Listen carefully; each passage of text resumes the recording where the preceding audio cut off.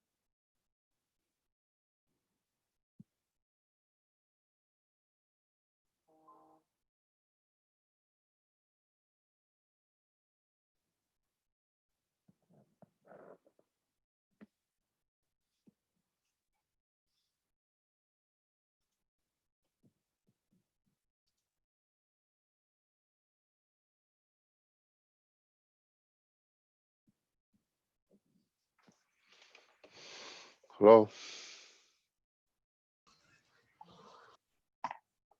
Can't hear anything. All right. I think because we switched, Okay. we're having a couple of issues. Let me try and help this guy.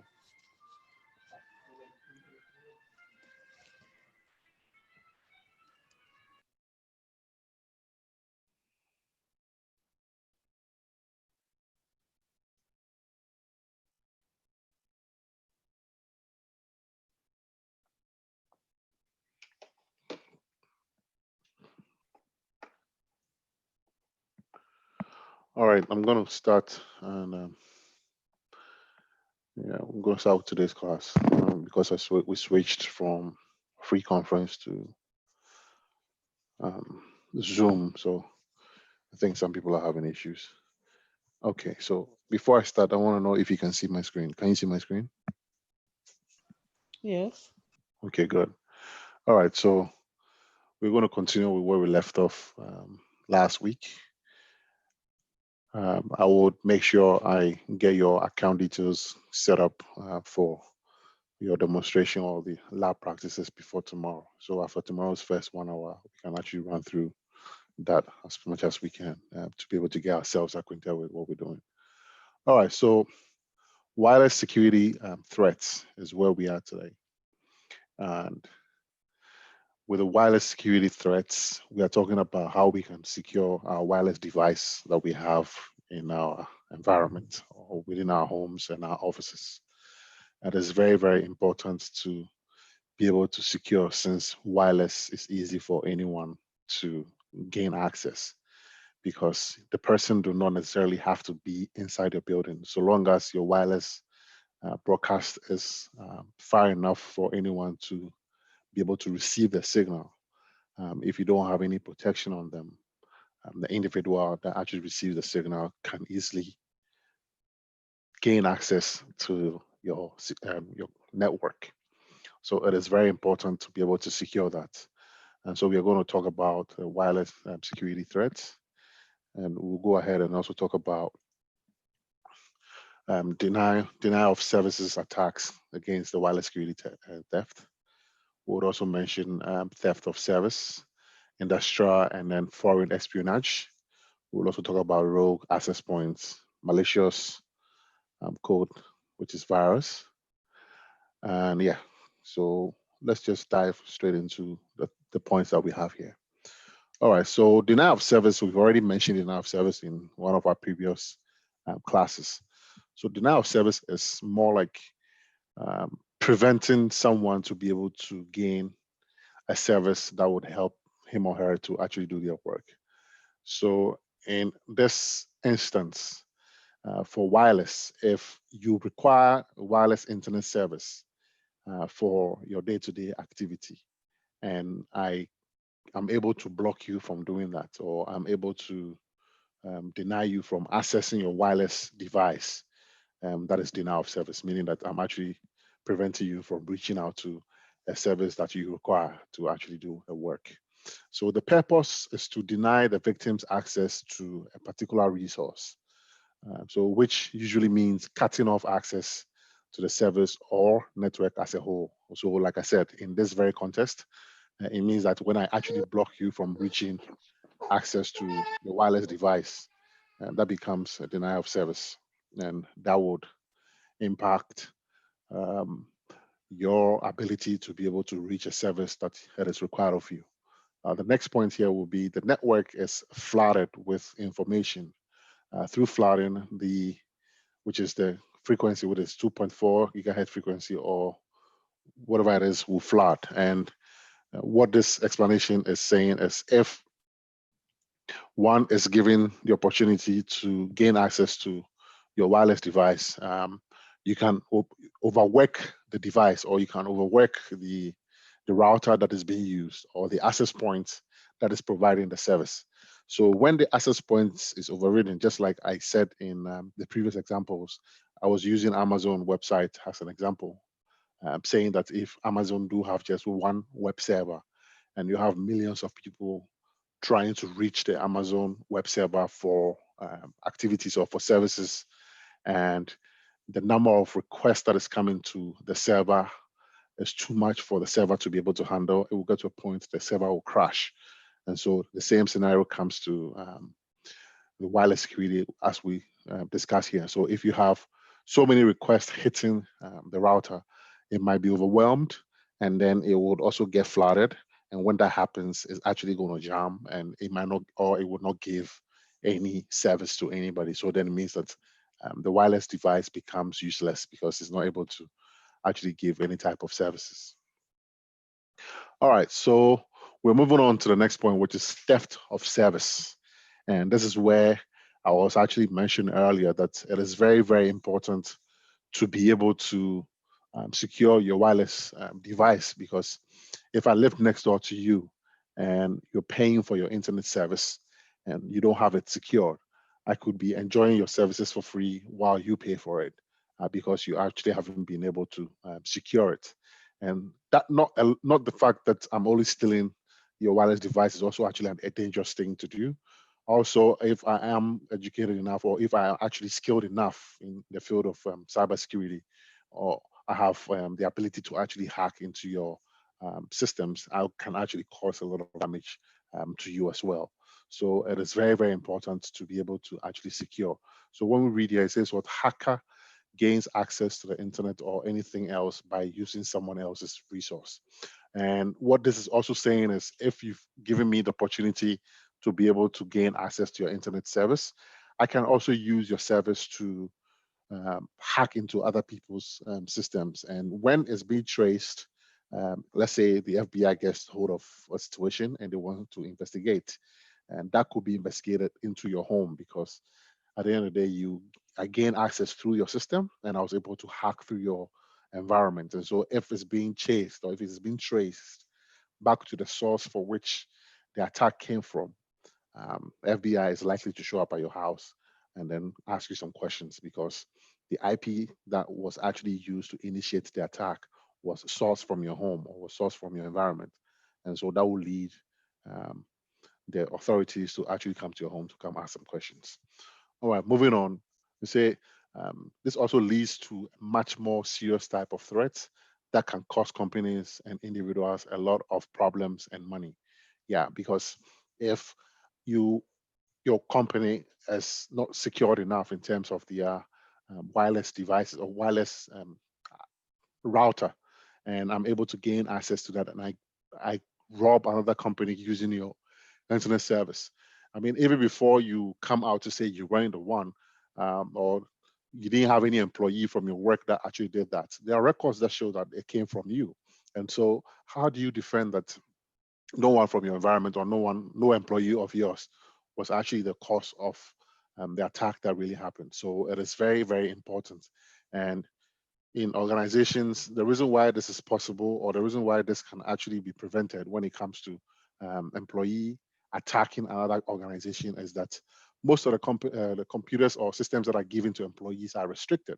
So it makes it difficult for individuals that actually work for the company to be able to cause such crime. But if an individual who owns his own computer that has admin access to the machine that they're using, and all they needed was just to gain an internet access using your internet service, and so then this will be traced to you, so they can actually commit all the crime because they have an unlimited unlimited system with no restrictions on them, meaning that it is their own computer. They have admin access to their own computer. So they can actually install any type of tool or they can actually install any type of service that they need or they want to be able to commit this crime. And so when that happens, these people can actually cause a serious crime to any destination that they want to do. And then when an investigation surfaces, it will be traced back to the company for which they allowed that to happen. And that company could actually lose its integrity, meaning that it's a company that exists, but it's been attacking other people. You could try as much as you can to repair the situation, but the facts are that on record, everything shows that the person that actually made the attack came from the environment. All right. We're also talking about wireless security threats and in industrial and then foreign espionage. So specific to wireless networks, and it's probably the most prominent and often the most costly type of attack. So if you have a competitor that you are actually doing the same product or you're actually offering the same services, you have a competitor. A competitor may want to win the race every now and then. And so what happens is any means that your competitor would like to use to win the race is what is likely to happen to you. So if you lose, um, or if you actually give chance for any competitor to gain access to your network, they can actually eavesdrop or they can sniff information that are passing on and in and out of your organization to either better themselves or to even cause you a problem to actually fall behind. So they can pay attention to what you've been doing and then they can counter attack with the things that you're planning to do, knowing that they have an idea of what you're doing. Or they can also place something that may cause your business to lose its integrity for them to be able to withstand in the industry. So that is also a very crucial area that we need to be able to pay attention to.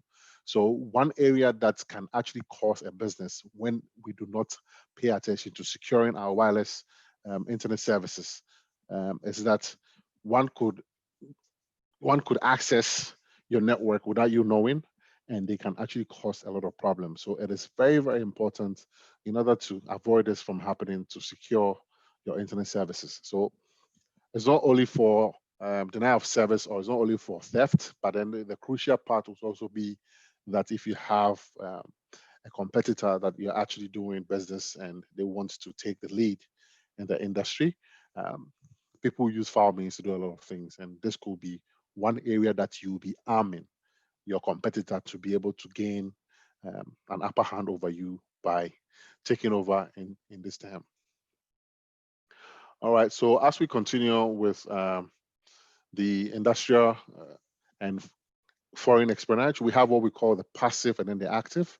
So a passive actor or a passive attacker will be one that is simply monitoring the wireless session after gaining access to the transmission, and then the attacker can read an actual data being transmitted and then learn about sources and destination. So when you pay attention to what a passive attacker might be doing, is that they would only be monitoring, they just be informing themselves, or they'll be educating themselves with how much information that you're passing in and out, so that they can use that information to cause problems. So with such a person, it will be very difficult to be able to detect that you have a passive attacker sitting on your network monitoring traffic that are moving in and out, because they won't do anything for you to be able to detect that somebody's on a network who is causing problems, as compared to the guy who would get on your network and then would reach another company using your services.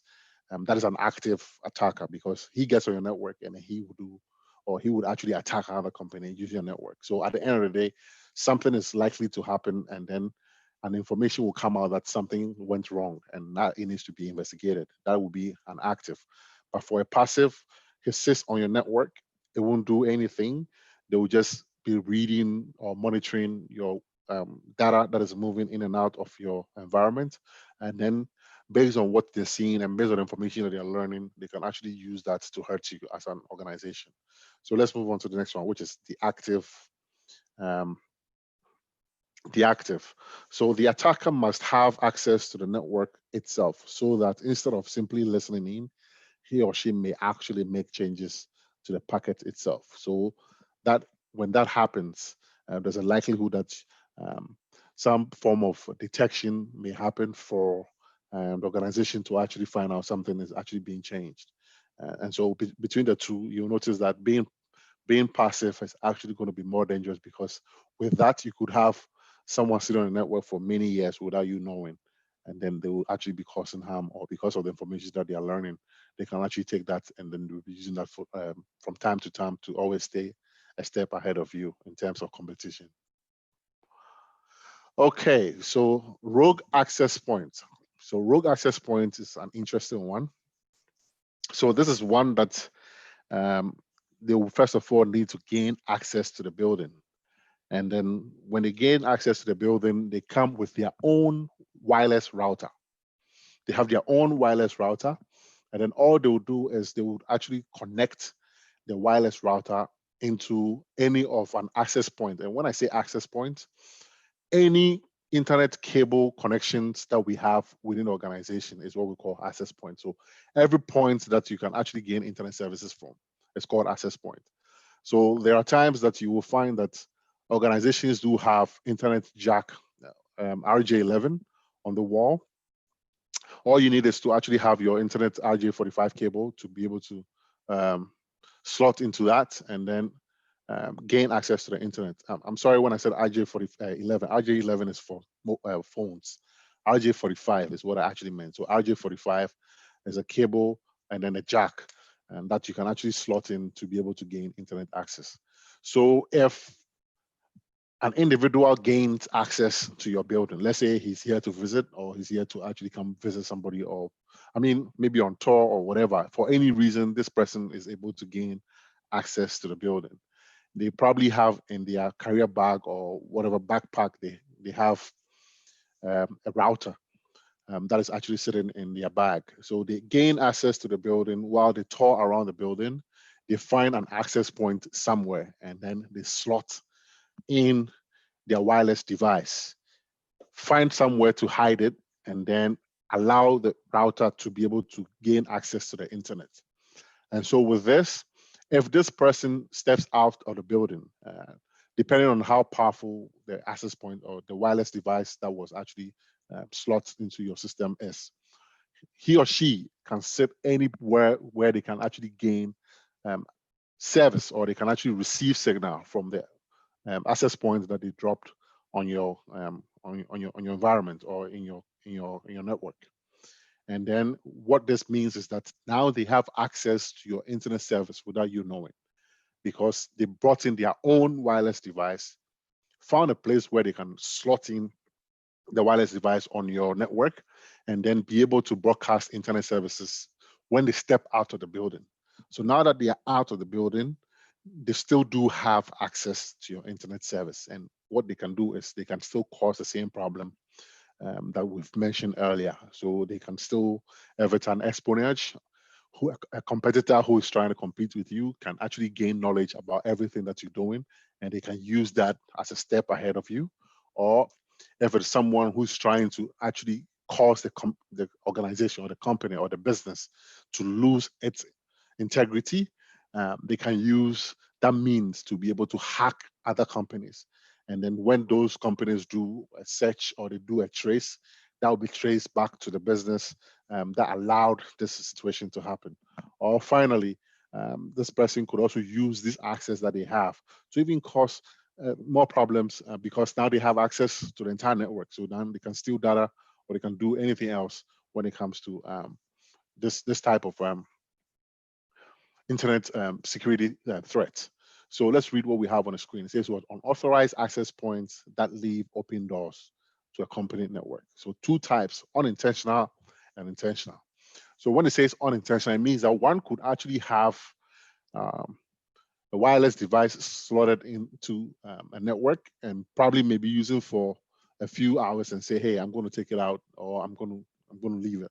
Or you could actually have it there and say, well, I don't want to join the business organization anytime I come to work. So I'm going to slot my own wireless device. And then anytime I come to work, I can connect to that. So you could actually put that in without any having intention to hack, or without having any intention to cause any harm to the organization. But because that is not actually an approved wireless device that has been given, it probably may not be as secured as the approved wireless device that are actually found on a network. And so a malicious attacker or a hacker somewhere, when they find out that there's another device on a network which is not as secured as the others, they can actually take the advantage to log into this device that you put in there.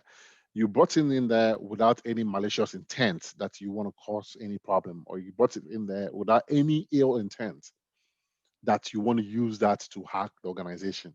But you've made it possible for a second party who is likely skilled enough to actually cause problems to the organization. And then this person will capitalize on the fact that you put a wireless device on a network where it's not as secured as it should be. And then they can use that to cause a problem for the business. So let's read. It says, well, the two types. It says an employee may wish to have more mobility at work without setting up security parameters. So you see, it says without setting up security parameters. So the employee may have a good intention by saying that, you know what, I don't want to be stuck on seats every now and then, because anytime I need to use an internet service, I need to be stuck on a seat where I can actually slot in a cable. I want to be able to move about without doing that. So I'm going to bring my own wireless device from home and have it connected to the network so that I can always log onto the internet whenever I need to. That is a good intention. But then the parts that the individual may fail to know is that it might not be as secure as it should be. And so somebody else will also gain access to the same wireless device that they put on the network. And that person will log through the device, and then he or she may cause more harm than the person that actually decided to bring this on just for mobility's sake. And so that's what we have there.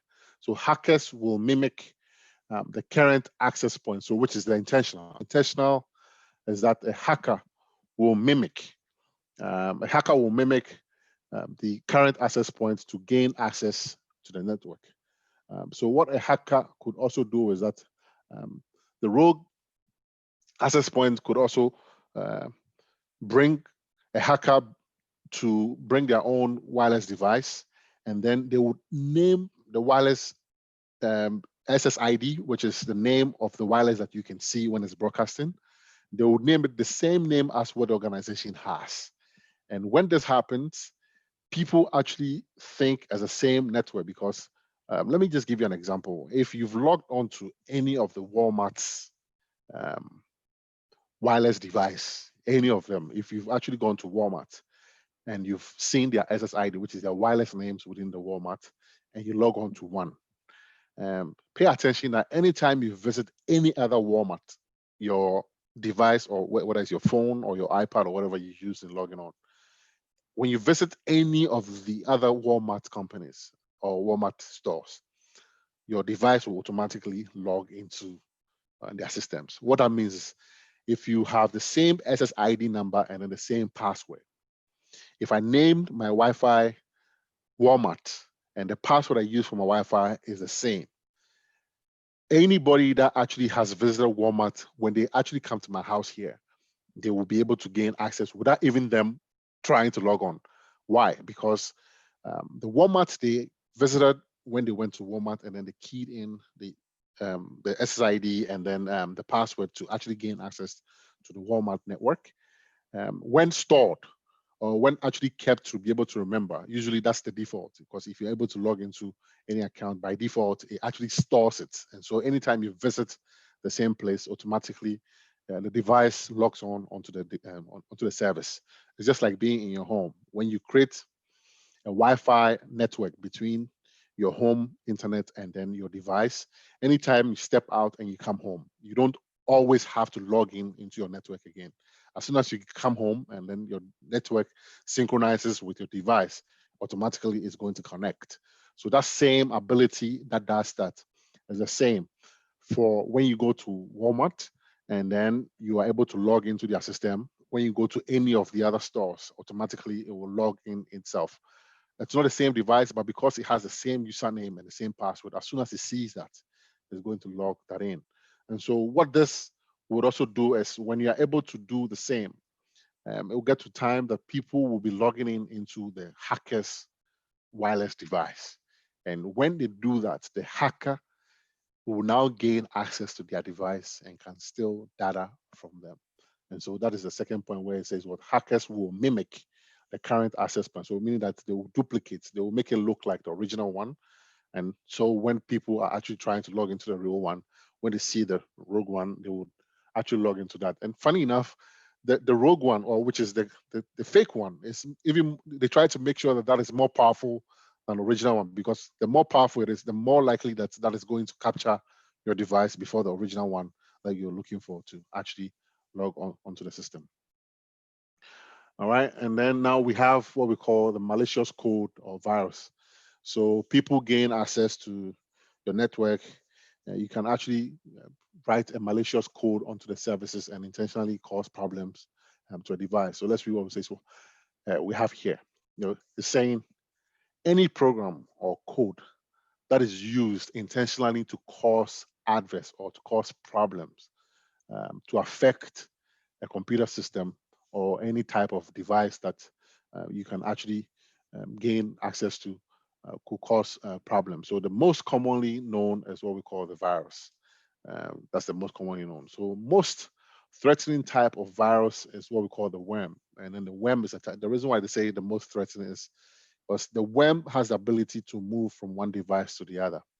So if I have a worm sitting on my machine and it's causing problems for me, if it's actually going to stay only on my machine and cause any problem for me, at least we will think that is better off than it's after causing problems for me, it will move on from my computer to another person's computer who happens to be on the same network. So it will move and move and move and make sure that it's causing problems to all other computers that remain on the same network. So that is what we call the worm. And then, for example, It says, well, the code red worm replicate itself over 250 times in approximately 9 hours on July 19, 2001. So there was one worm known as the code red worm.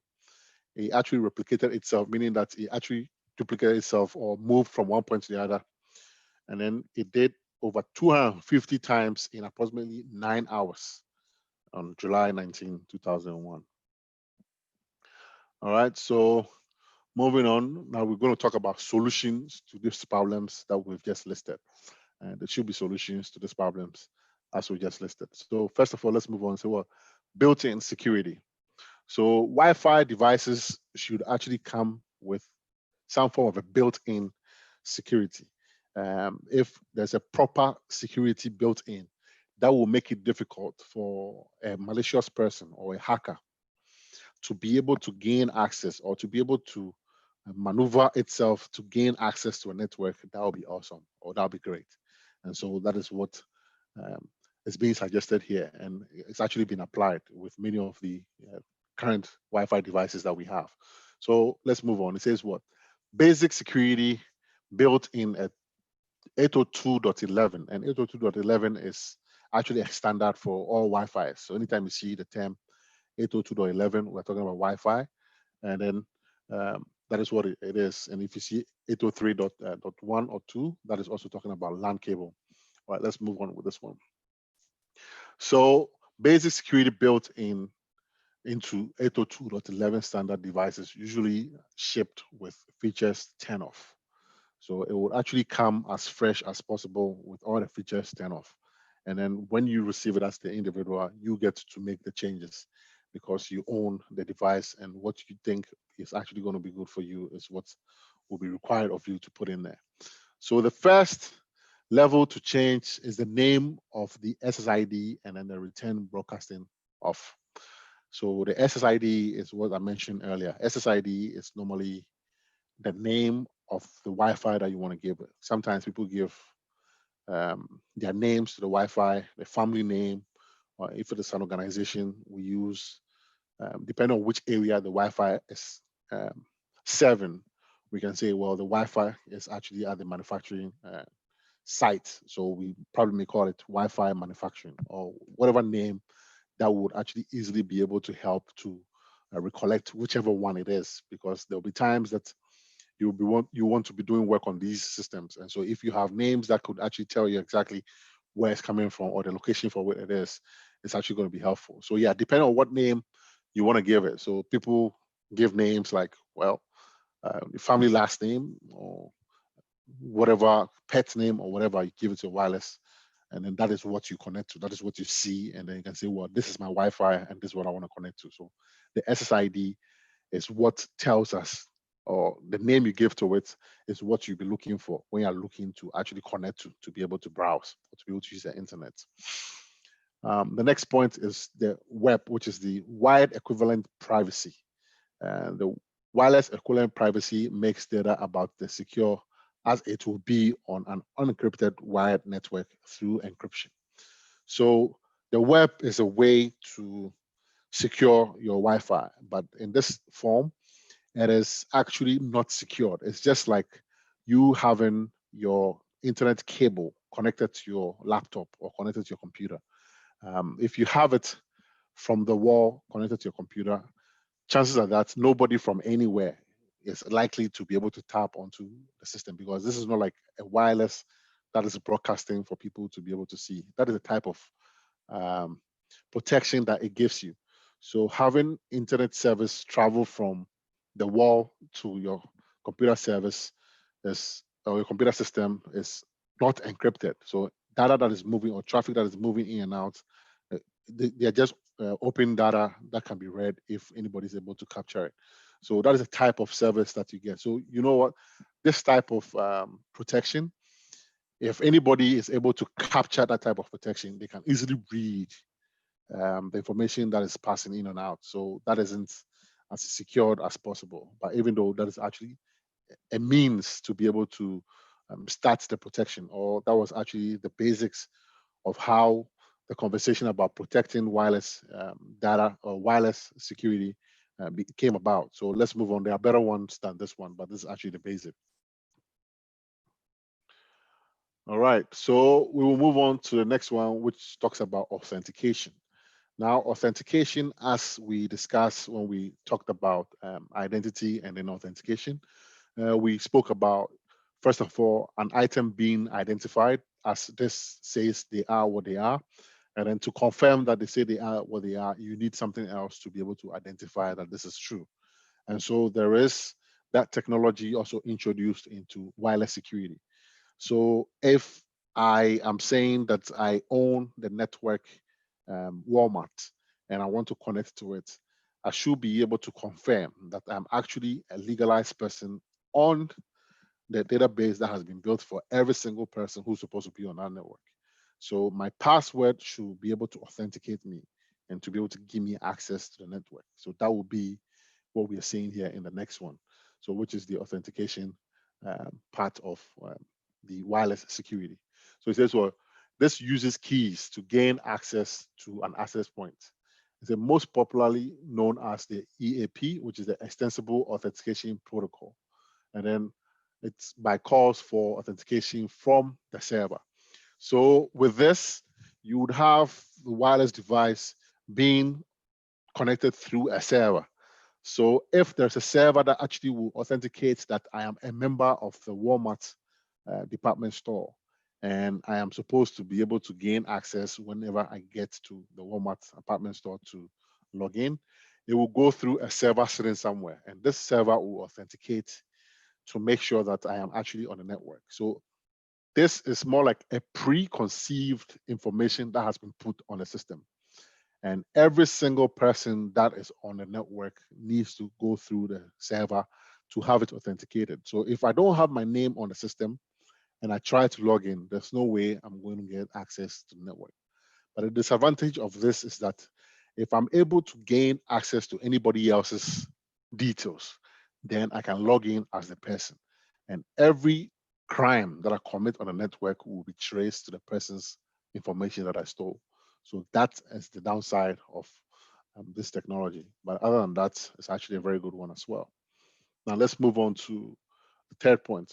Here says what a more secure form of wireless transport layer security, since it calls for authentication of both the client and then the server. So this is actually speaking to what we just spoke about earlier. So it's actually saying that this is a more secured, of course, as compared to the WEP, because here you need to confirm or you need to authenticate between the client and also through a server which is sitting somewhere, saying that yes, indeed, this person's details is sitting on the server, and every information that the client is entering into the system is already recorded on the server, and so that would authenticate and will allow the system to gain access, or will allow the device to gain access to the network. All right, moving on, we have the wireless security solutions software. So since this one makes sure that each and every computer on the network has a reliable antivirus and firewall service that is updated regularly. So wireless security solutions software, it's a software that before a system gains access to the network is going to double check to see whether the individual systems that are being logged on onto the network do have a reliable antivirus and also a firewall device that can be regularly updated. So when the device that is trying to log onto the network do not match any of these tools or softwares, it's not going to allow the system to get onto the network. And the reason why this is because then it's going to help the system to avoid certain types of malicious, attacks.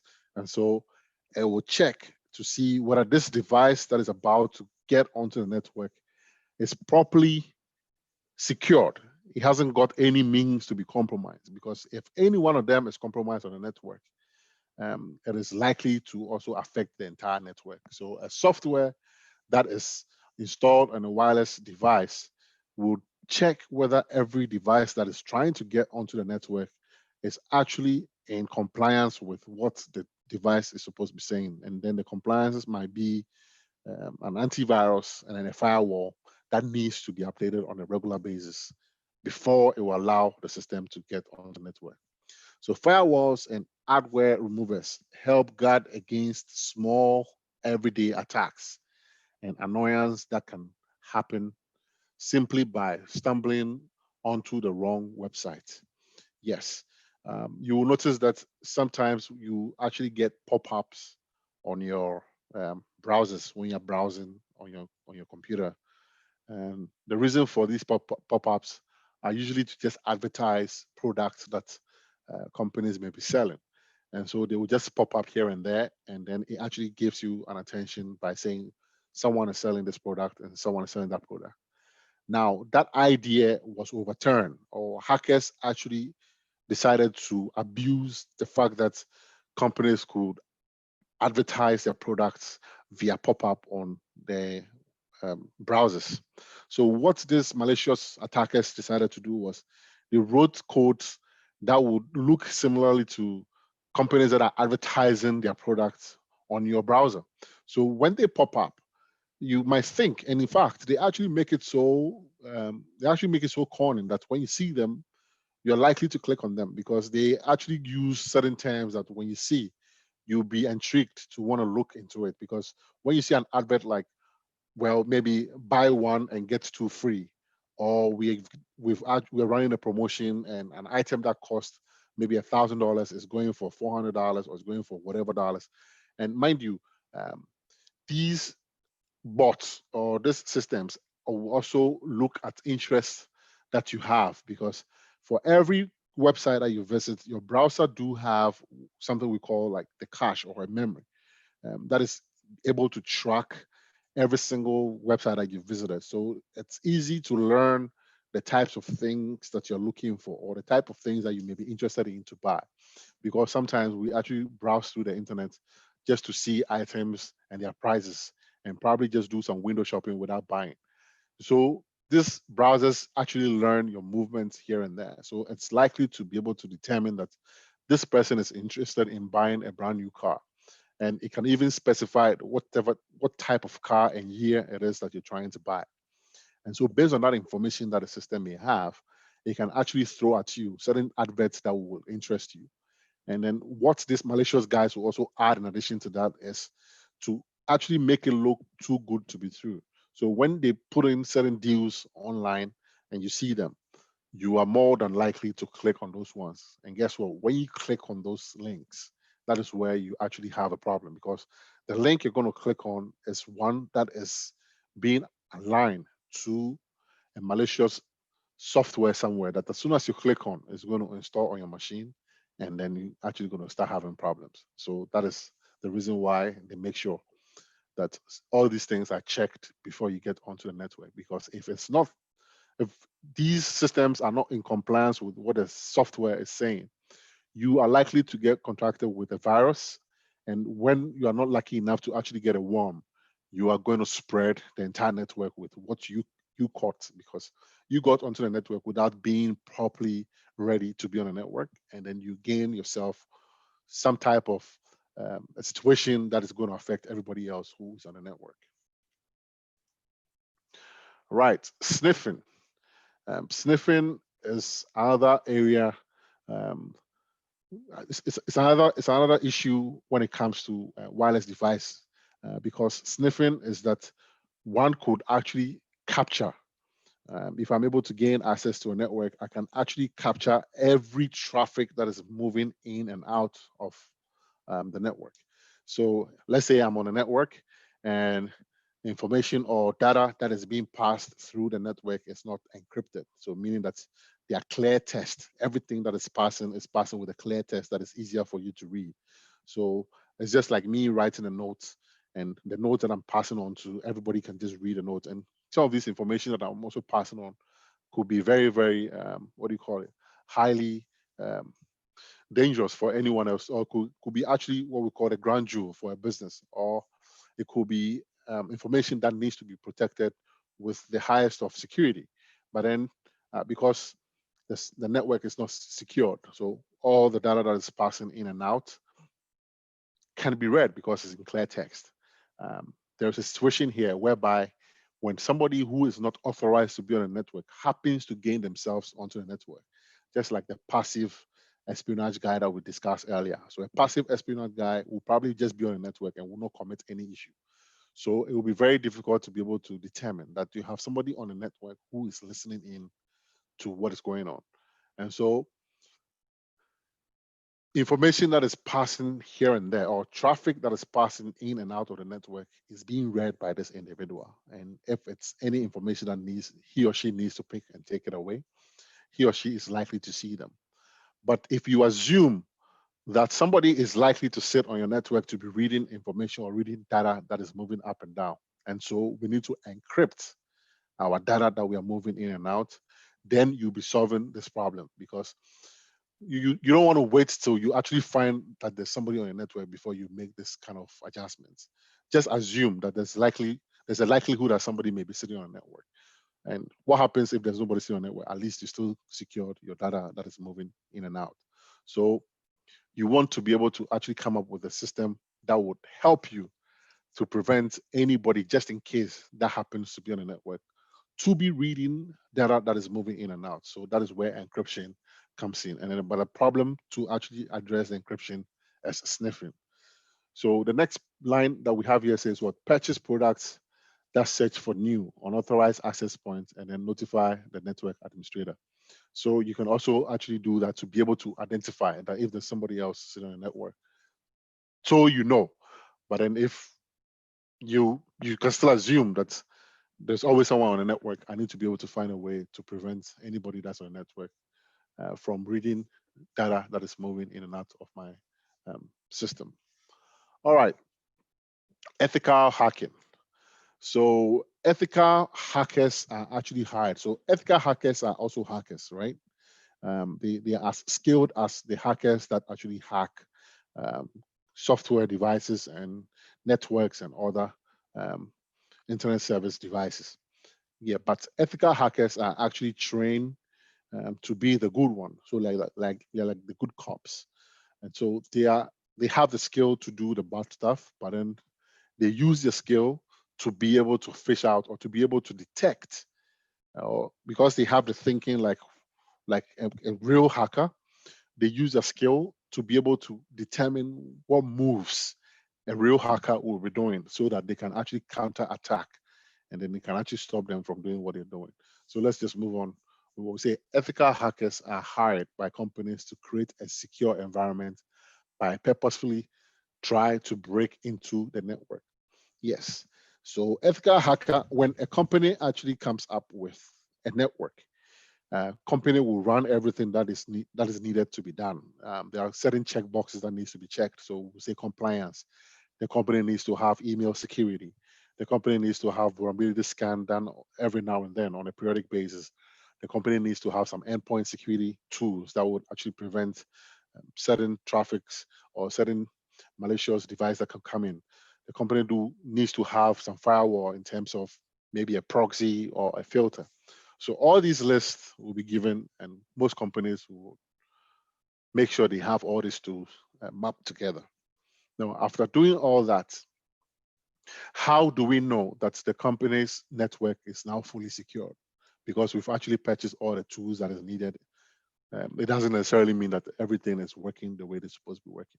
Because sometimes even a configuration of a tool, when not done properly, can actually be a problem that can enable a malicious attacker to be able to attack a network. So in order for you to be able to resolve this issue, what you need to do is to hire an ethical hacker.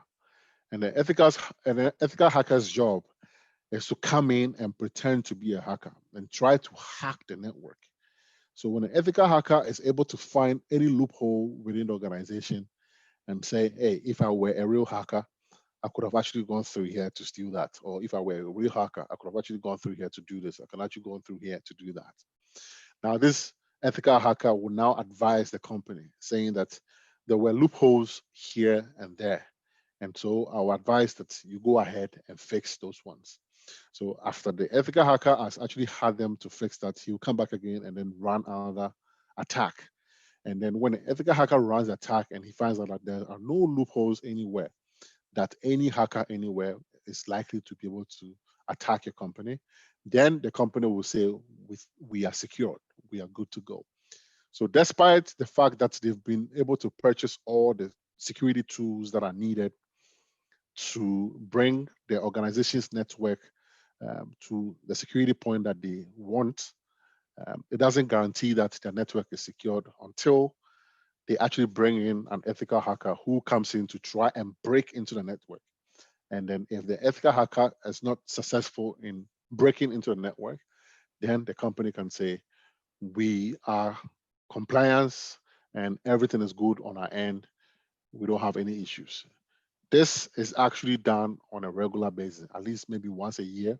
You would have an ethical hacker come in, because as people are actually getting onto the network, devices are being installed and devices are being removed, and certain changes are being made here and there.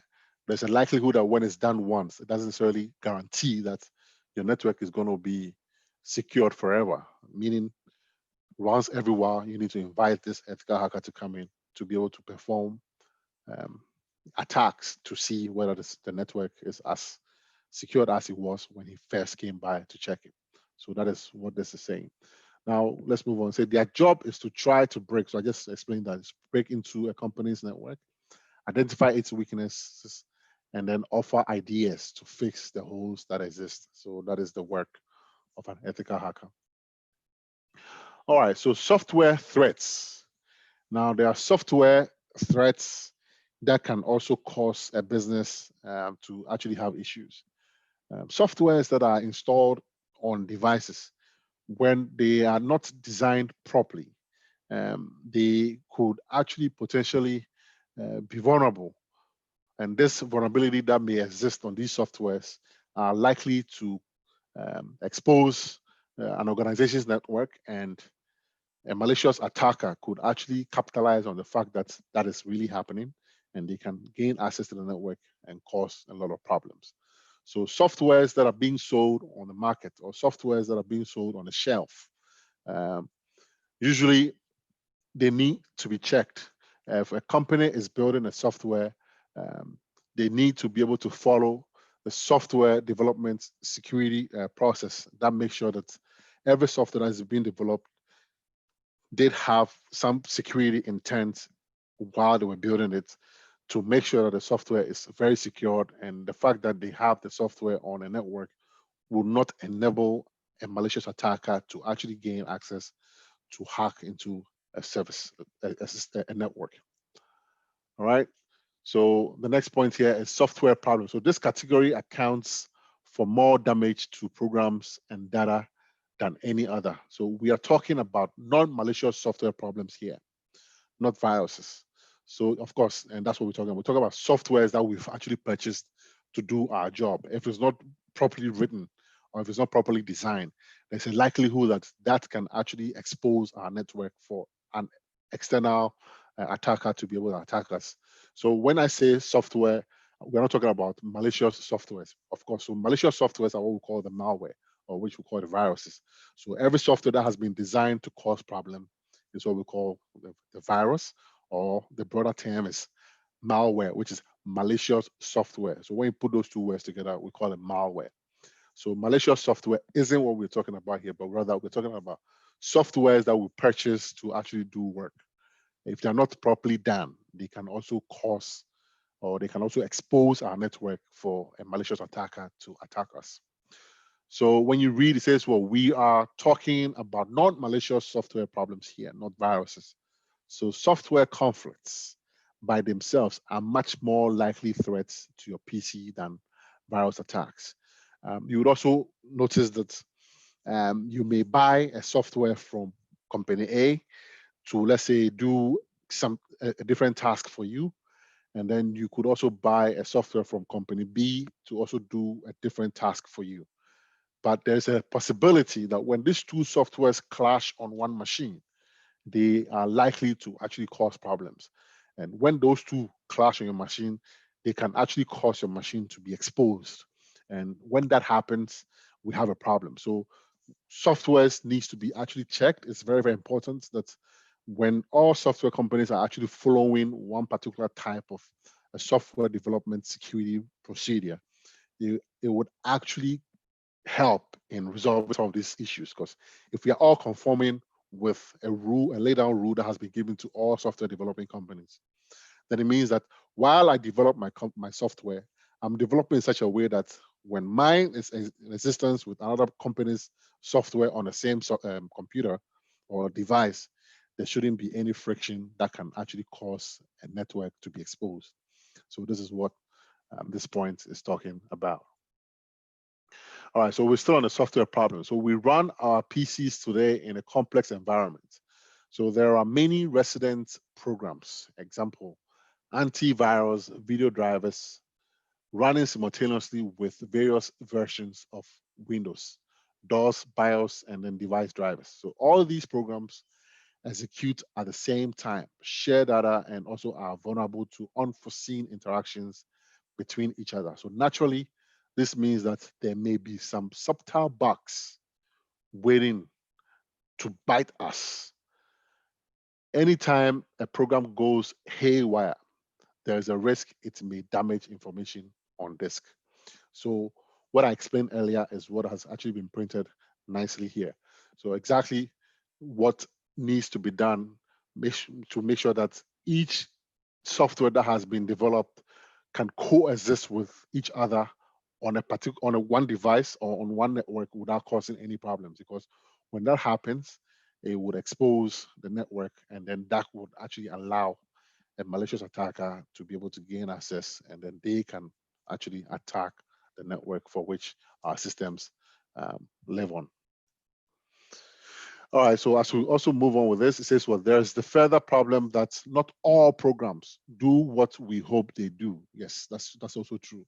So you you can actually find a software that you buy on the shelf. It may tell you it does X, Y, Z, and then apart from the fact that it's doing X, Y, Z, there's also something behind it that is doing that you don't know. There may be some type of a bug that is behind the software that you also don't know.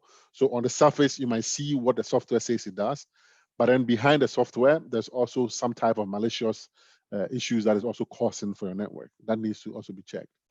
So if you have just undeleted a file, you don't really know if all the correct clusters were placed back in the right order. When SanDisk or CheckDisk fixes your disk for you, you have no way of knowing exactly what file is changed to do its job. So it becomes even more complex if you use other utilities to do similar tasks. So meaning when you're actually making certain changes on your system by deleting stuff, or even when you remove a software, before the software was installed onto your system, and then when the software was removed, as to whether your files have been changed or whether any type of folders and files that were already in existence on your device are still intact before they were moved. These are all questions that we need to be able to ask. These also goes with conformity with the fact that software development should actually follow a particular procedure to make sure that all these issues do not happen. All right, software attacks. So these are programs written deliberately. So this is actually a virus. These are programs written deliberately to vandalize someone's computer or to use that computer in an unauthorized way. So there are many forms of malicious software. Sometimes the media refers to all malicious softwares as viruses.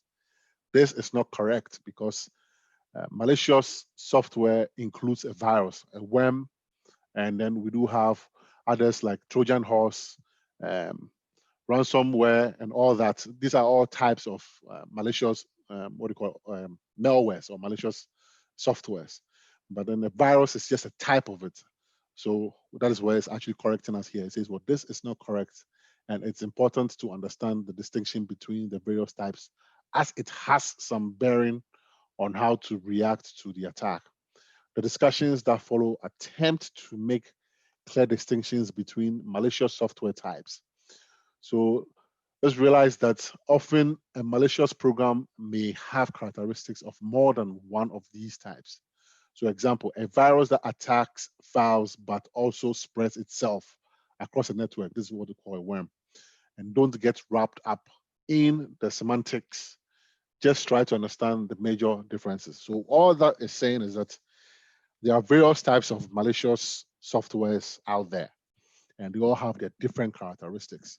Now, knowing their different characteristics can actually help us to be able to, first of all, know what they are, and then find a better solutions to actually resolve them. So if you know the kind of sickness that your machine has, you can think of the right cure or the right medication for it. But if you generalize every single thing as being a virus, you may probably not even look at their characteristics to be able to determine that this is actually this type of a virus, or that is actually that type of virus, and this is the right, or you would have an idea of the right cure to resolve that issue. So it is very important that we are able to distinguish um, or distinct them and say this type and this that type. But then in a nutshell, they are all what we call malicious software or malware. Okay, so we have a couple of them here that we're going to be discussing. So in addition to viruses, the main thrust of this tutorial we have what we call the logic bombs. So the logic bombs is just like a real bomb, but it has to wait for something to trigger it before it will take effect. So it says what? A logic bomb will lie dormant until it's triggered by some event. So somebody could write a virus and say, this virus should actually, let's say I quit my job. I don't work for the company that I'm working for anymore. I can write a logic bomb virus, or sorry, a logic bomb malware, and then I'll leave it. And I would say, when I'm gone for the next 30 days, that is when I want this virus to take effect, because I don't want the company that I'm working for to know that I was the one that caused it. Because if I decide to quit today and all of a sudden the company network has issues on its network, and then it will be traced easily to me that I was the one that did it. But if I write the code and ask it to trigger in the next 30 days, then it will be hard for anyone to say I was the one that actually wrote the virus. Or I could also write the virus and say, this virus is actually going to be attached to a particular server. Now, the virus should remain dormant until somebody visits that server or somebody actually logs into that server. And it will look like the person that logged into the server was the person that caused the virus. And so they will be held responsible, even though I was the one that wrote the virus and all I did was to attach what will trigger the virus to be active when somebody logs into that server. And so that will make it difficult for them, the team that I work with, or for the company to relate that to me, that I was the one that caused the problem. So that's what we call a logic bomb. Logic bomb lies dormant until something triggers it, and then it will take effect. The Trojan. The Trojan is a type of malware. Usually came with usually comes with the name Trojan horse. There's a Greek story behind this. So in the past, I understand that there was a war between the Greek soldiers and the city of Troy. And when they decided to actually make peace together with each other, they sent some of their horses to come to them so that they would say this war is actually over. But what they did was they actually put in some of their soldiers behind those horses. So the horses had some carts and they had certain things had in them, thinking that the horses were coming with maybe food and other stuff that they asked for. But then the Greek soldiers decided to actually hide some of their soldiers in there. So when they were actually coming in with their horses, as soon as they got into their environment, these soldiers actually came out and then they started firing them, or they started fighting them. And then that is how they actually were able to lose the fight. So in other words, what I'm trying to say, that's just history. So what I'm just trying to say is, when you have a proper software that you are downloading on the internet, let's say you found a software that you think you need to actually do some job, and you download it over the network. you are likely to be downloading a software that is going to do what you're asking it to do for you. But behind the software that you just downloaded, there's also a malicious software that came with the correct software that you downloaded. So you download this into your machine, you install it into your machine. What you don't know you've done is you've installed a software that you think you're going to use to do certain type of work for yourself. But what you don't know is you've also downloaded and installed an additional malware that has been added to the system. So while you run the proper software that you downloaded to do whatever you're supposed to be doing with, this malicious software behind is also there causing problems for you. And that's what we call the Trojan horse. So the Trojan horse is always attach itself to a proper software that you're looking for.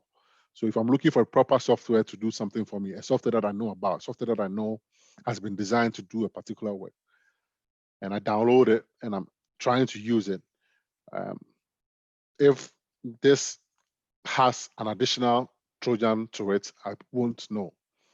And then I will log on, install, run, and then thinking that I'm actually using a proper software to do my work, I have actually installed a malicious software in addition to the software that I downloaded. And that is actually running behind the scenes, causing problems on my device. So Trojan horse. A worm, I've already explained what a worm is. So a worm actually has the ability to reproduce itself. So a worm is just like a virus, but then the only difference between a worm and a virus is that it actually can reproduce itself as soon as it actually attacks one machine. It's able to reproduce itself to another machine, so long as you happen to be on the same network. So that is the difference between a worm and then a virus. But let's just read through this. It says a worm is a self-reproducing program that does not infect other programs as a virus will, but instead it creates copies of itself that create even more copies. And then that's how a worm operates. And then it spreads and spreads and then goes. So finally, a type of malicious software that could be classified under Trojan, but we've put on a page of its own as a special case. So that's what worm will be. So now we have what we call the virus droppers. A dropper is a program that, when run, will attempt to install a regular virus onto your hard disk. So virus dropper is a program that, when run, would attempt to install a regular virus onto your hard disk. So a virus dropper is a program that, if you run, it will attempt to actually drop a regular virus onto your hard disk. All right, so a summary of what we've discussed so far says what non-malicious software programs can be a significant source of problems, and one should always know their computer's exact configuration to be prepared. Malicious software falls into several general categories. So we have what we call the logic bombs, the Trojans, the worms, and then the virus. Okay, so this will be the end of this lecture. Are there any questions before I move on to the next one that we have for today? If there aren't any questions, I will just move on right straight. I have a question. Could you Okay, sure. explain what the Trojan is again, please? Okay, sure. So a Trojan, usually known as a Trojan horse, is one that has been designed in such that it carries a regular or a correct software that you know about. So let's say I have decided to download a software by name VLC. VLC is a software that is used in playing music. So it's a music player software. And I know about this software, and I know people that use the software. So I want to download the software over the internet to be able to play music in my home or on my computer. So I go onto the network the internet and I download VLC. Now, VLC, while I was downloading, actually came with a keylogger. A keylogger is also a separate software, but it's actually a malicious software. A keylogger is a type that when installed on your machine and is configured by the malicious hacker, any key you type on your keyboard sends the key note or the key that you typed to the malicious attacker. So if a keylogger is installed on my machine and I type my name, KWAME, while the malicious attacker sits in their comfort environment, they will receive an email telling them that I have typed KWAME on my keyboard. So what this means is that this person sitting in his comfort zone is able to monitor every single step that I take on my own computer, so long as I happen to be on the internet. Everything that I do, this person sitting wherever they are likely, or sorry, not even likely, they actually see whatever I'm doing. So that is a keylogger that was actually attached to the VLC that I was trying to download. What I don't know when I downloaded the VLC was that a keylogger was attached to the VLC that I downloaded. And so I installed the VLC thinking I'm installing a software to play music only, and that's it. I've actually installed that. I can play my music all right, but what I don't know is that a keylogger was also in addition to the VLC that I just installed. And so I think I have a music software that I can play my music, and that's it. But what I don't know is somebody somewhere has been able to successfully installed or have me installed a software that I don't need that is actually going to send information to them to be able to track what I'm doing. So the idea of attaching a bad software to a correct software so that users will download and install on their machines without them knowing is what we call the Trojan or the Trojan horse. Does that make sense?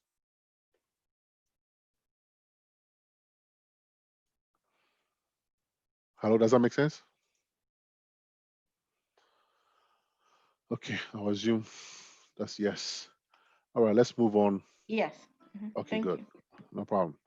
All right, let's move on with network technologies. So this is chapter 3 of our course, and we're going to be talking about network technologies. This is how we actually put our networks together. This chapter is going to be educating us on the types of networks that are available. We'll talk about the wireless, the LAN, and then the topology. We'll talk about topology, where to place our servers, where to place our printers, where to place our what do you call it, endpoint devices and all that. This is what it's going to talk to us about. So let's just run through it and then discuss them. So the aim of this is to list and compare popular or future technologies for LANs, WANs, wired and wireless, and then to also familiarize ourselves with network technologies in use today. And the content would also be to categorize networks. So we're going to be talking about geography. So you have a company that is all over the world. So we have global companies. How do these global companies have their networks structured? You should be curious to know how that happens, because you have companies that do have branches all over the world. So how are they able to structure their network, and how are they able to operate? So we're also going to be talking about users. So users like you and I who are working for the organization that we actually gain access to these networks, and how much access are we given as a user.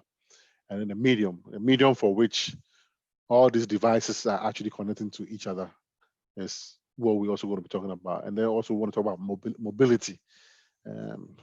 Are we able to use the network everywhere we go? If I pick up my laptop and I move somewhere else, am I still on? Can I actually be on a network? That is also, are you supposed to be stuck to a desk before you can be on a network, or can you actually move around and then still be on the network. That's mobility. And we're also going to be talking about the wired networks and then the wireless networks. The wired is where we are actually within our organization, where we plug in our cables to gain access to the network. And then the wireless is still being the same organization, but then we do not plug in cables, but we are still able to gain access to the network while we are in the organization. So these are all areas that we need to be able to talk about. All right. So categorizing networks. So based on geographical coverage, we'll start with what we call the body area network. The body area network probably would have something like a Bluetooth and infrared in this category. So it's like a small network where there's just a small distance around. So if you have a Bluetooth device that you're using in your home, if I'm trying to transfer information from my phone to your phone, we should just be around each other to be able to do that. I mean, if you go further than a particular distance, it's actually going to be a problem for me to be able to transfer anything for you. At the same time, if you are listening to music through Bluetooth or you're playing music from your phone to what do you call it, a speaker or a device that you've purchased, there's only an amount of a coverage that you can go. The device that you're using in playing the music, and then the device that is actually playing the music. So in this case, we talk about the cell phone that you're using, and then the sound blast that is playing the music should be within a confined area, meaning if any of them decides to move further than the confined destination, they're going to actually lose communication, and that one will not be able to connect that. So we usually find those body area networks within our homes or in a smaller, what do you call it, circles. So when you look on this chart, you will notice that the band is actually something that is found within the LAN, and something small within where we have the LAN, because it's something small that goes in, and then the LAN will be the next what do you call it, network in line. And the LAN is usually what we find ourselves using in our homes. If you have a wireless device, or even if you have your own small network at home, you can be anywhere in the house and then access the internet service. At the same time, let's say you have a printer within the house, or you have a scanner within the house. So long as you happen to be on the LAN, you can be anywhere within the range and still access the printer or the scanner. So a LAN is a small home network or a small office network where its range is much of a bigger dimension as compared to the band. But then that actually includes having like a Wi-Fi at home, and then also having your own small services with your TVs connected to your internet services at home and all that. That is what we call the LAN. Now we move on to the next one, which is the metropolitan area network. The metropolitan area network will be some form of like a university, where you have a very large university, and within a university you have various connections connecting to each other. So it's as large as having departments upon departments within a university, where it has a broad internet service. Everybody within a university has access, and they can all be able to browse and do stuff. Or even within a community where an internet service is being provided that everyone can gain access to. But the best example will be within a university, because university is actually going to drive one particular goal. Everybody is there for an education. So you have the computer lab, you have the science lab, you have the faculty, you have the lecture halls. I mean, you have all the various departments, but then everybody is on the same internet network that has been actually been, what do you call it? They've been divided into sub networks over the university network. So that would be a MAN. And then the WAN is what we call the wide area network. So that will be around the globe. So internet service that's around the globe. That's what we call the one. All right. So based on users, so it's usually based on users that we access network, and they say end users access network services. So this is how we access the network. So we have end users. So when we say end users, you and I are end users. We have our laptops and our cell phones are the end users, and we access a network service.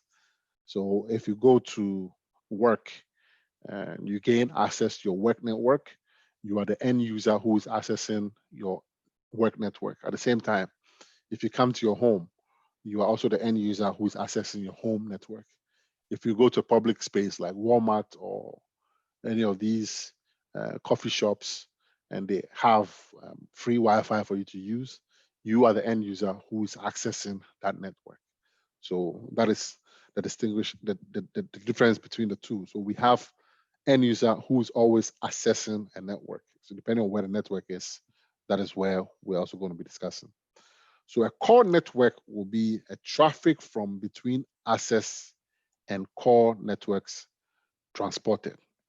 So traffic from between access and then a core networks transported. So a core network transported will be maybe your ISP.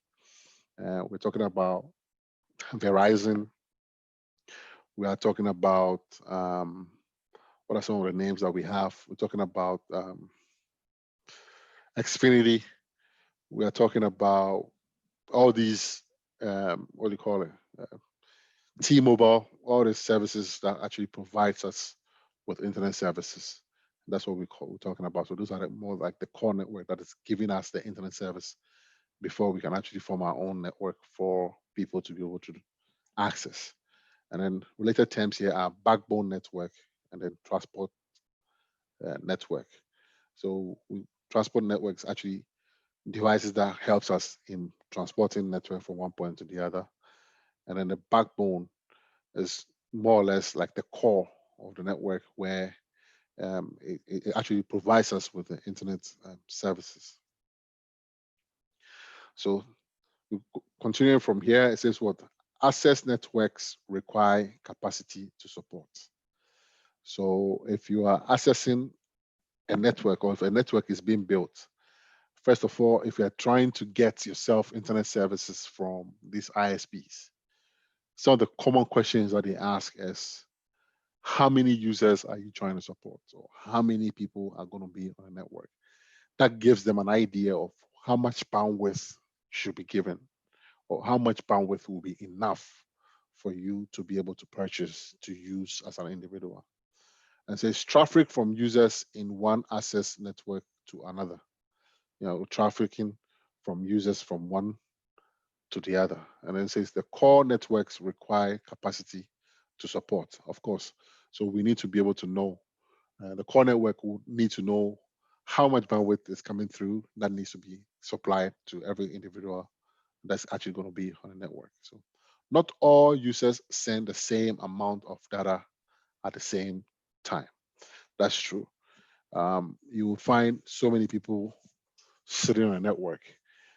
Everyone on the network has a different usage for the network. One may use a network to watch TV. Others may use a network to just surf the internet. You would also have others posting stuff onto the network. So there are different usage for the network that we have. So depending on all the usage put together, you can also give an idea of what type of network should be given or how much bandwidth should be given. If I'm a company who develops websites, and so all I'm doing is I'm always uploading stuff onto the internet. What that means is that I will need a lot more upload data than download because I probably don't watch TV. I don't watch anything. All I do is I build websites and upload them. So for someone like me who does that, would need a lot more of an upload services than a download. Now, if you also look at someone who is interested in only watching movies and downloading movies, watching TV, browsing the internet, all you're doing is you're always dragging stuff from the internet. That's what you do.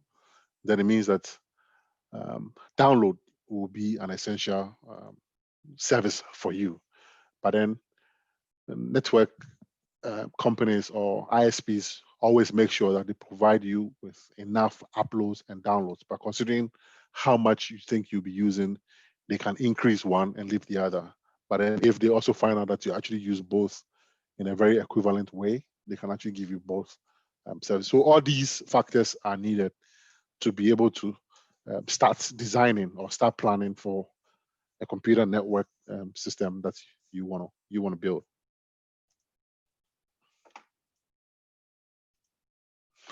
All right. Also, we're going to be talking about the transmission medium. So the types of medium that you're going to be using to transmit your data from one point to the other. So if I'm getting it from an ISP that is coming to me, when the service gets to my home, what types of medium am I going to be using? Am I using a particular router that's actually going to route the internet service to my home? After that, is it cable or which is wired medium that I'm going to be using to access all the devices that I have within my home? Or is it going to be a wireless device? Usually for convenience sake, when these companies bring that, they actually add a router that provides both. You will notice that the router that gives you the internet service do have a wired cable at the back, that if you want to be able to wire all your networks through wires, there's a starting point from there where you can actually pick the internet service and then distribute amongst the computer services that you have. But with technology being enhanced, usually these days, every single device that we have built today do have wireless recipients. So meaning that they can all receive traffic through a wireless. Gone are the days that not many devices had a wireless recipient tool installed in them. And so if you do not have a wireless tool installed on your system and it's only wired, you have to find a way to actually wire all your machines so that you can actually be on a network. But then currently, every single device that is being built on a daily basis, they do all have the ability to be able to receive a wireless traffic or signal. Okay, so we're also going to be talking about the link configuration. So we have what we call the point-to-point and then point-to-multi-point. So if I have just one machine and the internet service is coming to my home, I point the internet service from just the router that comes to me and then just to my computer, and that's it. That is point-to-point. But what if I have more than one computer at my home that I want to be able to send internet services to all of them? I should be able to have a device that can actually accept one service that is coming from the ISP, and then to be able to spread them out to many, many points that I can actually put my services. So when you look at this chart, this is where the internet service is coming from, and let's say that's the final workstation that you have. So it's one-to-one. But here you have the internet service coming from here, and then it will be pointing to many devices that you have on a network. So we have the here one to multi-point, and then here we have the point-to-point. And then we're also going to talk about the user mobility. User mobility is how mobile can you be. So if I'm using a wired cable in my home, what happens if I want to move from my desk where I have my computer accessing the internet, and let's say I want to go sit at my front door to actually receive some fresh air, meaning that it's going to be impossible to do that because I can't have my computer with me while I'm on the internet and then also outside, because I need to have it connected while I'm inside, unless I have a very long cable that is going to allow me to be able to connect the device and then pull it out. And so that's the mobility. So if it's fixed, devices in the network, if they are fixed, they do not move. And then it's easier to actually design those networks because you can actually predict the requirements. You can say, well, I need about this here, I need about that there. It makes it difficult. But then having it mobile, it's very easy for you to move the device around. But then this is very, very difficult to know how much capacity is needed in advance because because it's also going to be mobile, meaning that as many friends that can visit your home, if they all have wireless device, they can all get onto your network at the same time. Meanwhile, when you were actually purchasing your internet service from your ISP, when they asked, you only said, oh, there are about 4 of us in our homes, and that is what we're going to need to actually use the service. And so the bandwidth that was given to you was designed with the 4 people that you said will be using the internet service on a daily basis. But on a day where you have so many people visiting you at home, and this is actually a norm, anybody that visits a friend's home, while they happen to be there, the next question they ask is, can you give me your Wi-Fi password? It's actually a norm. People say that all the time. So if you actually happen to have several people sitting on a network at a time, that can also affect your service that is actually being given to you.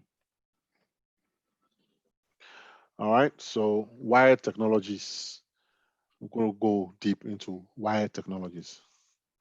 So I did mention the wired technology earlier. I said 802.3. That is, anytime you see that an IEEE is actually a convention that when it comes to what do you call it, these cables and this connectivity, they actually have codes that one uses. So IEEE 802.3 is always talking about the Ethernet family, which is the wired. So all the cables that we connect through our systems are what we call the wired. And with the wired, we also have what we call the copper telephone access. In the past, before dial-up actually died down, that was one way that people actually gain access to internet services. We had what we call the dial-up. So you have a modem that will actually transfer data from an analog to a digital for you to be able to gain access to the internet, where we actually dial into a server, and then with the help of a modem, all analog traffic that are being transferred are being transformed into a digital traffic, and that is how it's been enabled for you to be able to gain access in the past. I still think we do have dial-up connections available. It's not as popular as it was in the past because of the new technologies that we have today. Now we also have the coaxial and then the fiber optic access.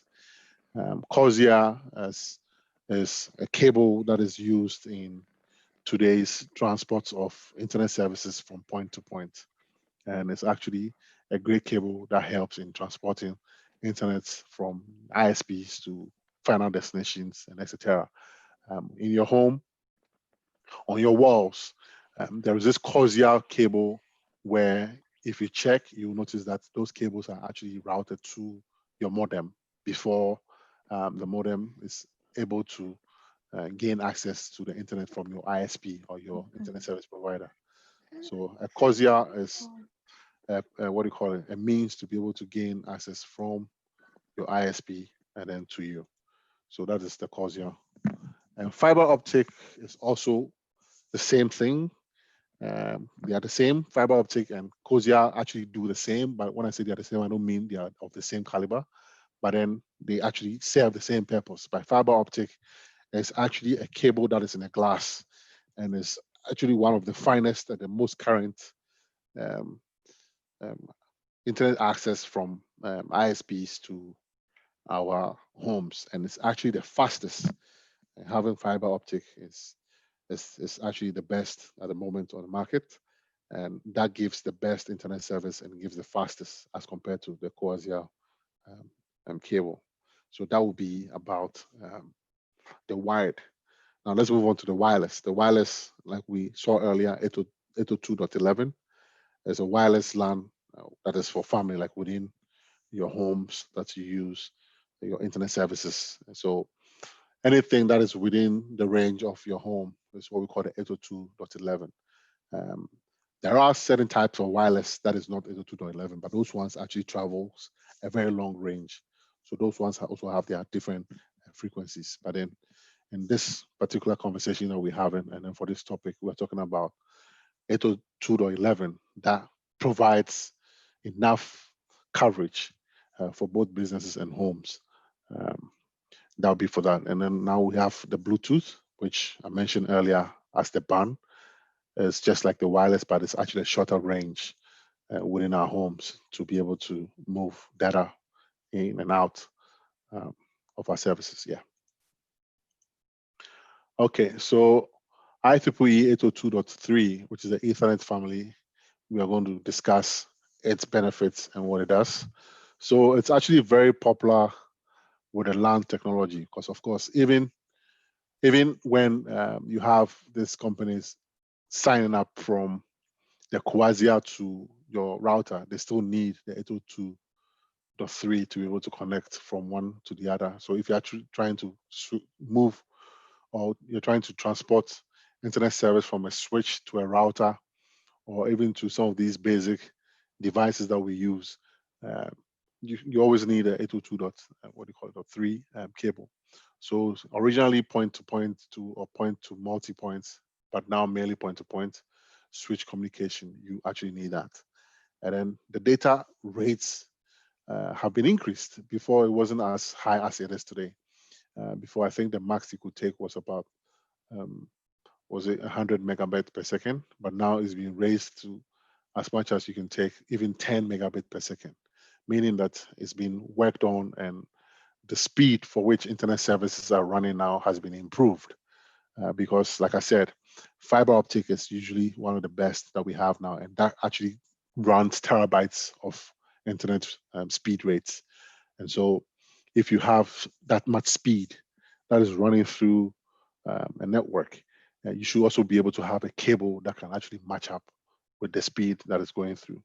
It's actually the most cheapest of all, and it's easy to find anywhere you can. Anywhere you actually find computer networks, you find them there, and it's also easy to install. Because of its popularity, it has been adapted to non-LAN applications. So long distance links using 10 gigabits per second are for the MANs and the WANs. So the ones that actually can carry that much speed are the ones that are used for the very longer range, which is the MANs and then the WANs. And then interface between devices, which is routers, switches, storage, all these devices uses 802.3 Ethernet family. The copper uses the telephone wires, like I explained earlier. And it says, well, the network that connects users across countries. Of course, phones connects users across countries, and it's between countries. It's called what we call the public switch telephone network. So if you have a network that is between countries, that's what we call it. And the service delivered to the end user is called the plain old telephone service. So that's what this is called. So anytime you see the term ports and then PSTN, we're talking about copper access, which for the telephone. The access line in most telephone networks is a twisted pair copper cable between a local telephone exchange and a home. So usually when you see a telephone line which is actually being networked from a telephone exchange to your home is what we call a twisted pair copper. So wide availability of telephones meant data communications adapted to make use of the network. So I mentioned the dial-up internet access earlier. We also have what we call the integrated services digital network. Before we have the DSL, which is a digital subscriber line technology. So all these are types of technologies that can actually help us to gain internet access. So the oldest is actually what comes first before we came to the integrated services digital network. And then now we came to a DSL, which is currently what we're using. All right, so an explanation to the PSTN that we saw earlier. It says, well, multiple users that connects to a local exchange via unshielded twisted pair. That's what we call the PSTN. And the exchanges are connected in a hierarchy across cities, countries, and then the world. Originally using copper, but now using coaxial, satellite, and then fiber. So coaxial is what actually comes to our homes using the internet service now. Satellite is what we actually have, like the dish, that would receive services. And fiber is what I just mentioned, like, is one of the best when it comes to transporting internet. So this is why usually internet services actually gain from, or what we say, an ISP.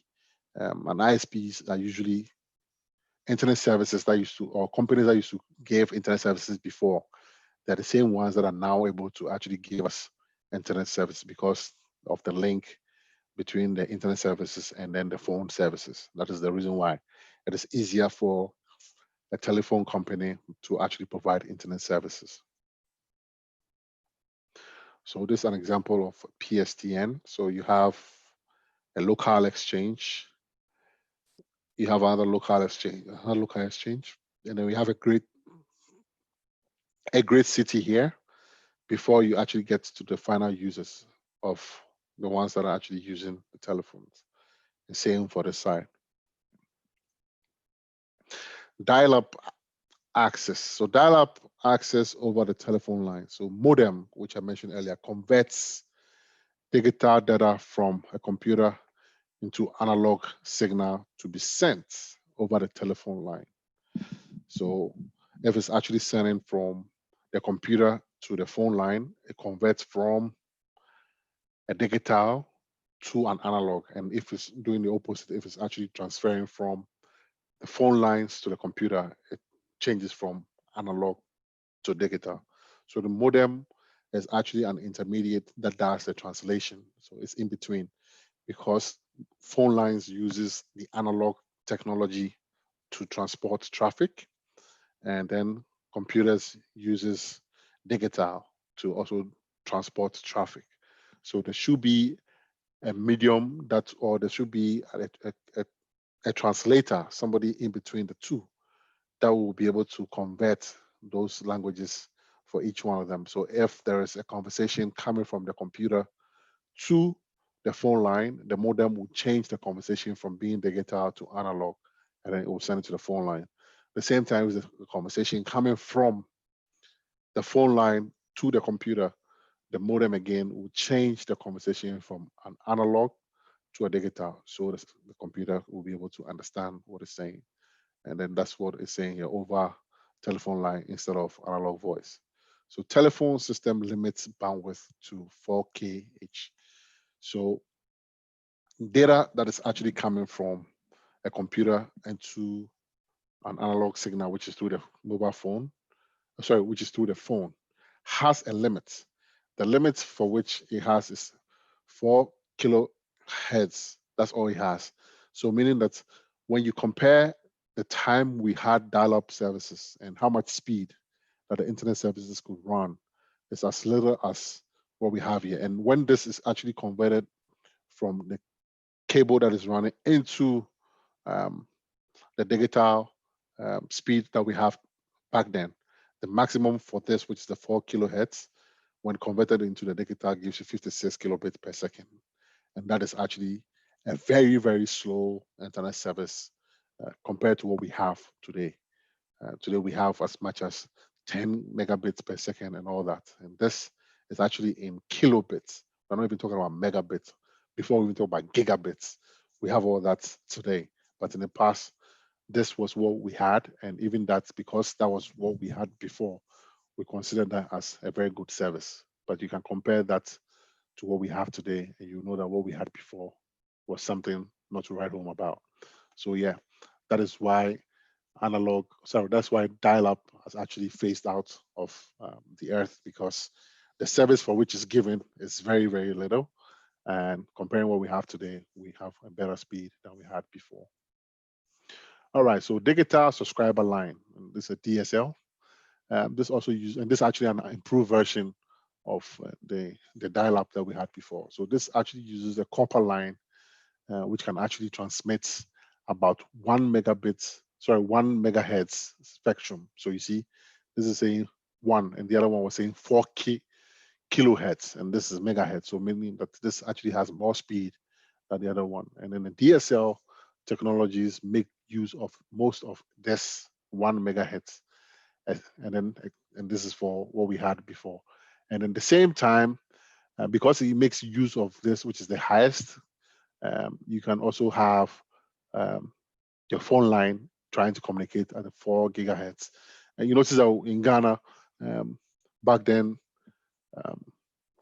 Vodafone actually had a service where you can actually subscribe to an internet service and a phone line at the same time. I think here in the US too, we still have, but because now everyone has mobile phones, it's hardly to find people with landlines at their homes. So the landline services that you have plus the internet services that you have at your home gives you the max of a 1 megahertz, and then also gives you that for 4 gigahertz for your voice to be able to talk. So you can actually browse the internet and at the same time receive phone calls in your home. So meaning that the max that was given was 1 megahertz, and then out of the 1 megahertz that you actually receive, you only need 4 kilohertz to be able to talk over your phone. So that is what that was given. And also we have a digital signals that are sent from home, which is a modem, to the exchange multiplexer. And then there's a different types of standard. So that's actually a whole different technology that was introduced. So before, you can only use your mobile phone, sorry, you can only use your phone to dial up into the internet, to use the internet. And back then, when you use your phone to dial into the internet to browse, when phone calls are coming through, it would say your line is engaged. So in the past, using dial-up, you couldn't receive phone calls and also browse at the same time. So we moved from that to a better technology where at this point, we could now browse the internet and then also receive phone calls at the same time. So that is a step ahead moving forward. So this is how this is designed. So you notice that we have an ADSL multiplexer. So the multiplexer here is actually going to both an ISP, which is an internet service provider, that will also route it through the internet. And then the same multiplexer is also going to the public switched telephone network, where you can also make a phone call. So in your house, you would have a DSL filter. This is where it would actually split the conversation that is coming through. So depending on whether the call is coming from here or the traffic is coming from there, as soon as it hits here, it will actually tell where it's supposed to go. So when it gets to the ADSL filter, if it's a phone call, it will filter it and then it will route this to the phone, so you can actually talk on your phone. If it's actually an internet traffic that is coming through, when it gets here, it will route it and then go straight into your ADSL modem. And then from the ADSL modem, it actually routes into your computer. So this is how this technology actually works. So we have what we call the asymmetric digital subscriber line. And then we have the symmetric, but I think we're going to be talking about the asymmetric first. So the asymmetric is actually a larger bandwidth and hence data rate. It has a larger bandwidth and then hence data rate. And then for downstream exchange to you, so than upstream. So you see, we have, I did mention earlier that depending on which internet services you are asking for, you have the upload and then the download. So this is talking about a service that is giving upload and download. But for asymmetric, it is actually concentrated on giving a lot more for the downstream, and then gives a lot less for the upstream. So this is what for downstream to exchange you, and then down the upstream you exchange. So with the ADSL, usually you trying to upload stuff onto the internet is actually going to be more difficult because you only have very little upload speed, but you can download as much as you can. So ADSL concentrate more of internet services where you actually bringing stuff onto your computer rather than you putting stuff onto the network. So that's what ADSL actually supports more. So ADSL multiplexers in exchange can support larger bandwidths on transmission, well suited to many internet applications, example, web browsing, email, etc. And an ADSL can adapt data rates depending on amount of noise online. So lower speeds for longer distances and poor quality copper cable. So this one uses a copper cable and it has a lower speed. The key features, it makes use of widely installed telephone network. So this is why Vodafone and or Ghana Telecom back then, this is why they were able to break into the market so easily, because before this internet services were introduced, they already had the telephone wires across the whole country of Ghana. And so when internet service was actually introduced, using the ADSL service, they were able to capture a lot of homes because anywhere they already had their their phone lines reaching, they could also provide internet services because they have their lines reaching to them. And then it says what? It supports basic voice and then also a video application. So this is the digital subscriber line. So this one is, the difference between this is not asymmetric. The other one is asymmetric and this one is not. So other DSLs such as ADSL2, ADSL, so this one is talking about symmetric high speed DSL, and this is a very, very high speed as compared to the ADSL. You notice that here the ADSL do have some bandwidth, which is a down and then the up link. So you notice here has a lot more for the downlink and then a lot less for the uplink. Same for here, you have the 1.5 megabits and then 512. So it has more for download and then less for upload.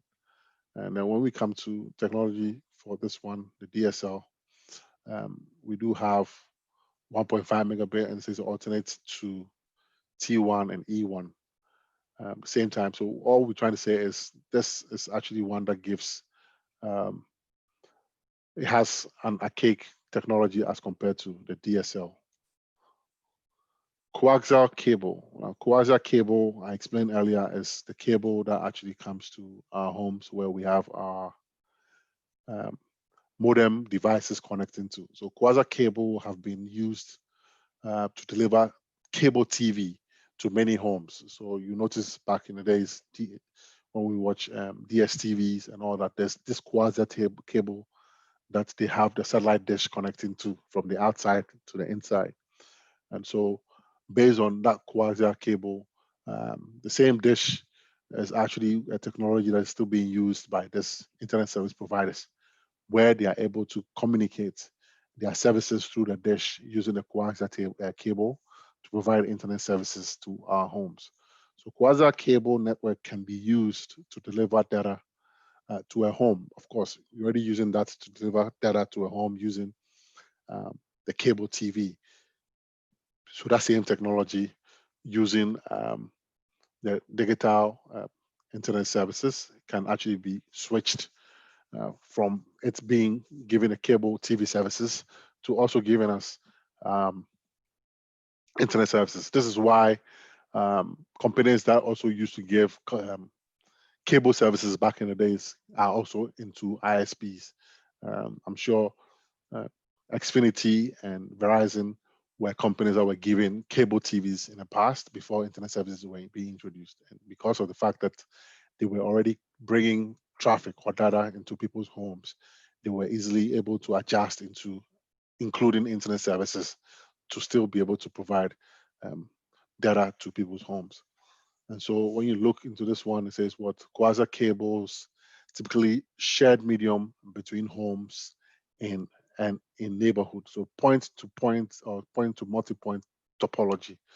So more people using at the same time, the lower throughput for you. So the more you have people using this at the same time in a neighborhood for which you are living, the lower throughput for you, because everywhere you live, if you have so many people subscribing to the type of data services that you're using. So if you're using Verizon and you have so many people subscribing Verizon within your neighborhood, it becomes a cheap service for the ISP that is providing that to you, because it actually provides the service in bulk, and then the rest of you share the data that is coming through, and then you pay something less for the service that is being brought to you. Okay, so we have what we call the DOCSIS, which is a standard for data over cable service interface specification. So that's what this is. So there's a data rate, which is the up, and then which is down, and then the up. Anytime you see down means how much you can download, and then when you see up is how much you can upload. So here we're talking about being able to download about 6 megabit per second. And you can imagine what we used to have when we were using a dial-up.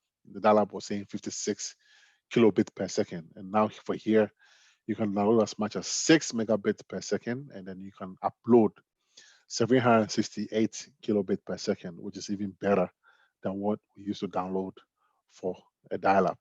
And then you can also go as much as 30 megabit per second, and then we can also upload as much as 1 megabit per second.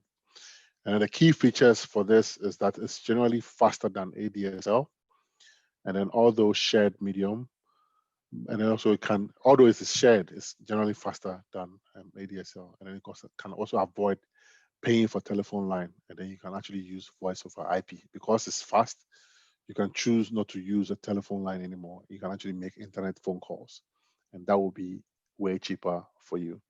All right, so I see we only have 3 minutes left, so I'm going to stop here for today's class, and then we will continue from where we left off today. But before we call today a day, I want to find out from you guys if you guys have any questions for me before we end the class.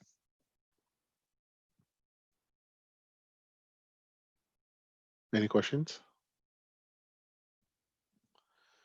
Okay, so I'll take the silence for No. all right, that's okay. That's fine. All right, so what I'll do is I'll continue from where we left off today.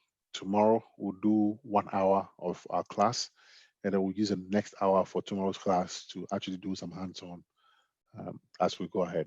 I believe the more we do hands-on, the more you get yourself acquainted with the course, the more it becomes interesting. My previous classes have actually shown me that the more I speak, and then the more students are just listening, the more boring the course becomes. But when it's involving with practicals and doing things, it actually makes the course more interesting. So we'll be doing. Yeah, Omari, Yes. last week, some of us couldn't get the hands-on. Yes, I know. So So, I would yeah. make sure I have everything ready before tomorrow. Okay. So as soon as we start the class tomorrow, you can easily gain access, and then you can log into other devices so we can actually practice what we are supposed to be doing. Okay. All right, then. Thank you. Mhm. Talk to you guys tomorrow. Have a great one. Bye. Thank you. Thanks.